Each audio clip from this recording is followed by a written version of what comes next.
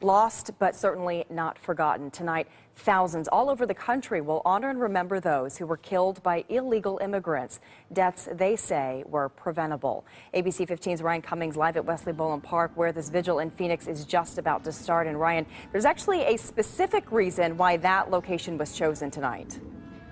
Yeah, Stephanie, organizers are setting up at this fallen officers memorial here behind me, saying that several of those killed in Arizona did in fact work in law enforcement. This event, organized by the Remember 1986 Coalition and the Remembrance Project, it is the third annual National Day of Remembrance for those killed by illegal immigrants. They have this Stolen Lives quilt, as you can see, with names and pictures of those who have been killed by illegal immigrants and how they were killed.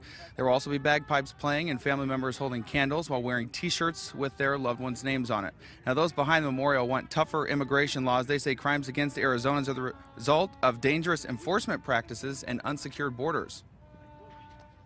To look at the faces of the victims, and again, that they're all age groups, all backgrounds, anyone is at risk of loss of life or limb, and our first responders too are at risk. And again, these are preventable.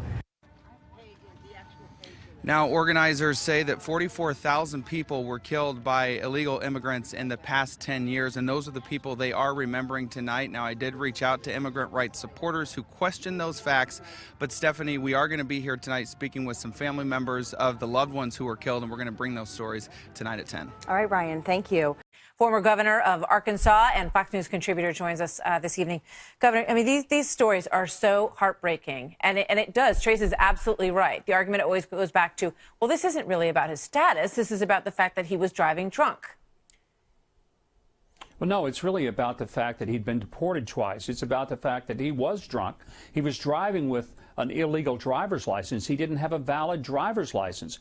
All of this was unnecessary. If we had border security, he would have been deported once. Well, first of all, he would have never gotten in. But once deported, he wouldn't have been back. Now he's twice deported, and he's come back, and he's killed two people. What does it take to make some of these people understand that the reason that Americans want the wall is not because we don't want people to come and share the American dream. It's we don't want people coming in and giving us the American nightmare of some dead, innocent people killed by folks who shouldn't have been here in the first place. Yeah, I mean, I don't think that anyone who hasn't had this happen in their family, some people could, I mean, none of us could ever grasp what that's actually like. To find out not only that your loved one was a victim in a heinous killing, but then to find out that the person never should have even been here. But the fallback argument, as you well know, Governor, is always, well, but most illegal immigrants are here because they love their families, because they,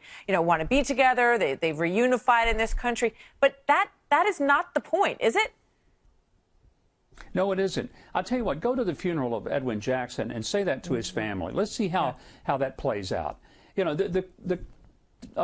Sad couple that were at the State of the Union, whose daughter was murdered by an MS-13 person. It's that kind of stuff, Martha, that makes Americans furious when they hear about sanctuary cities and sanctuary states. We'd like for our children to have some sanctuary in a country where their parents are paying taxes and expecting the government to keep them safe. So we're about to walk back up to this conversation again, because DACA is running out March 5th, and then you've got a spending bill that needs to be done by February 8th. The president claims that he does not think that Democrats really want a deal on this. He's offered them 2 million DACA recipients to be able to stay in the country, which I know a lot of folks on your side of the fence are not happy about.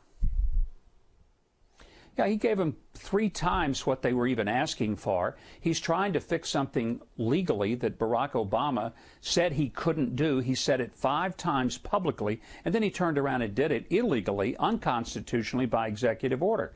Why the Democrats aren't willing to take yes for an answer is beyond me, other than they're not really interested in the DACA recipients. What they're interested in is to try to make a political point out of it. So I wish the DACA kids would start recognizing the Democrats are not their friends. The Democrats are using them. They're being exploited, just like cheap labor is being exploited.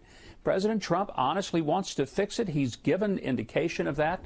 And then you've got John McCain coming out with a bill that says, oh, no wall, let's just do DOC. And I'm thinking, John, the reason you aren't president is because you didn't want border security. And the reason Donald Trump is president is because he pushed it. I think we've already had an offer of what John McCain has offered and put forth. People have soundly rejected it. It nearly destroyed the political careers of the so-called Gang of Eight.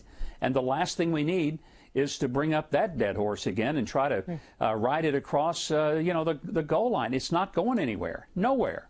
Governor, thank you. Good to see you tonight. Thanks, Martha. Good to talk to you.